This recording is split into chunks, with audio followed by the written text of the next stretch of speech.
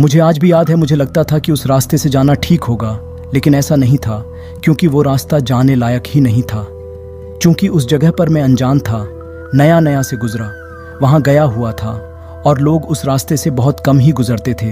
लेकिन मैं उस रास्ते में उस वक्त कार से अपने कमरे की तरफ आ रहा था, तभी अचानक ही कार रुक जाती है। ये बात मेरे समझ में नहीं आती कि आखिरकार कार रास्ते में क्यों रुक गई। कुछ कुछ बूंदें भी गिरने लगी थीं। अब लगता था कि बारिश भी होने वाली है। इस वक्त कार का ख़राब होना ठीक नहीं था। मैंने कोशिश की, पर जब कार ठीक नहीं हुई तो मैंने अंदर बैठना ही ठीक समझा और कुछ देर बाद कार स्टार्ट हो जाती है। ये बहुत ही खुशी की बात थी, क्योंकि अब घर समय से मैं पहुंच सकता था। कुछ दूरी तक चलने पर मुझे एक आदमी दिखाई देता है जो कि मुझसे लिफ्ट मांग रहा था। देखने में बहुत बूढ़ा लग रहा था, मौसम भी ख़राब लग रहा था, इसलिए सोचा कि उस आदमी को परेशानी हो सकती है और मैंने कार को रोक दिया।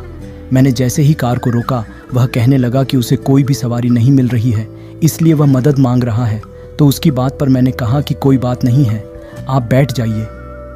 कुछ समय बाद ही वह कार में बैठ चुका था और उसके बाद मैं उससे बातें करते हुए आगे धीरे धीरे बढ़ने लगा।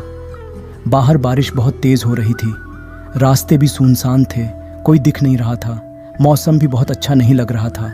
कार भी उस बारिश में बहुत धीरे और बहुत मुश्किल से चल रही थी।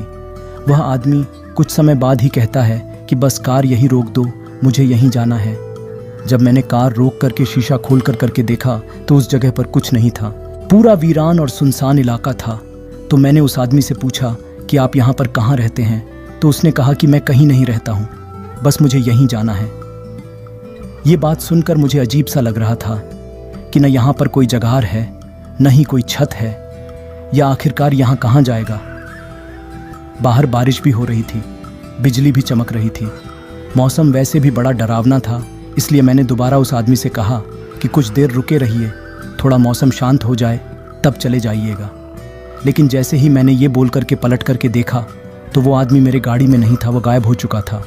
मैंने दाएं बाएं उतर करके भीगते हुए देखा, लेकिन आसपास मुझे वो कहीं नहीं नजर आया। मुझे बड़ा ही आश्चर्य हुआ और डर भी लगा।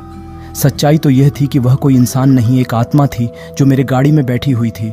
मैं वहाँ से बहुत बुरी तरीके से भागा और दोबारा उस रास्ते पर मैं कभी नहीं गया। बाद में मुझे पता चला कि उस रास्ते पर वो आत्मा अक्सर लोगों को मिल जाती है और नेक दिल इंसान को छोड़ करके बुरे इंसानों का बुरा हाल भी करती है। 0